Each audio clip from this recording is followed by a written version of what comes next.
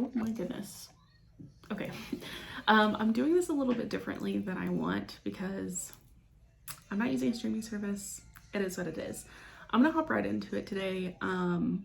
Today we're gonna talk about titration and how to get out of your comfort zone comfortably. I know that sounds like I don't know what they are, not double negatives, but whatever they call them, that they make sense but they don't make sense. That's what that is. So I know in hustle culture, a lot of people are like, just do it, just get out of your comfort zone, like who cares, like fly out of that bitch, right? I'm here to tell you that stepping outside of your comfort zone is definitely super important to grow as a person, to become that highest version of yourself, and to grow and evolve, right? It is like, it's important to do that, but when we do it in the wrong ways and we do it to where it's like so far out of our comfort zone, it sends our system and our body and our mind into shock. And so then that's when we it triggers us into this like flight or fight or fawn mode. And we want to help prevent that as much as possible and get you through your journey safely, I guess, like getting through your self-love, self-care journey, or it can be your health and fitness, whatever journey that you're on, making sure that you have that tool to realize that going too far outside of your comfort zone can actually pull you back and put you behind it. Chunk it down. That was a big thing, that if you feel overwhelmed in a journey, if you feel overwhelmed, like I need to be here, but I'm only here, like how am I gonna get that far? I need to do all these things, blah, blah, blah, blah. Like chunk it down to where it's a little more obtainable and it's easier to process in your mind. And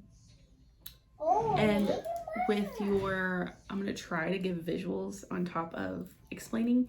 So where are your edges of comfort? Where are you sitting at in your life, in your journey, right? Where this is comfortable for you now. Like you're sitting here right now. So maybe, for an example, this is like your health and fitness journey.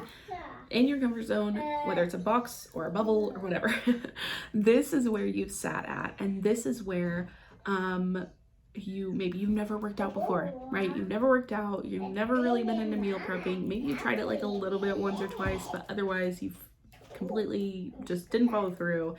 You didn't like it, whatever that is, like, but you want to start doing those things. You want to start going to the gym, like, in your highest self, your goal is she's over here, right? You've never done any of these things, but she's over here, and you're trying to get to the point to where you're going to the gym consistently 4 to 5 days a week, maybe it's 6 days a week. I don't know what your goals are. And you're eating super healthy, super clean. Maybe you want to be a vegan or vegetarian or whatever that is, right? Whatever that looks like for your goals, and then where you're at. Imagine that in your mind, and then create like this little, you have a boundary on this, right? Your edge or your boundary. We want to just reach outside of that a little bit, right? So for another example is like, if your comfort zone is you've never meal prepped, you've never ate vegetarian or vegan, you haven't gone like a day without eating meat, you haven't meat, you haven't you've never been to a gym before, or maybe you've tried to work out once or twice, but you've never really done that, right? So your edges of comfort are gonna look like boo. Your edges of comfort are going to look like boo. Hold on, baby. Your edges of comfort are going to look like just stepping outside of that. Okay, maybe I'm gonna meal prep my lunches or my breakfast. Maybe I'm gonna prep my smoothies. I'm gonna have all of my fruits and stuff ready to go. All I have to do is pour some milk in and blend it up, or whatever, or water, or whatever you're doing. Set small, obtainable goals to reach that. Don't try to, I say cold turkey. I know cold turkey is usually like has to do with stopping things or breaking habits, but I believe like the cold turkey aspect can be used in starting things and trying to build those healthy habits as well. So when you're doing that, don't try to put it all on yourself at once. By doing that, you are sending your body or your system into shock, and it's only going to make it harder. You're only going to step back. Sorry, my nose, it's just so bad. And you're not going to read a whole book in one sitting if you haven't read 10 pages in like 10 years. You know what I'm saying? So like starting slow in that.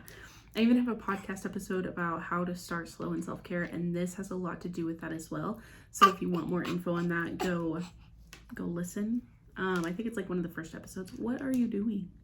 If you're mom, you get it.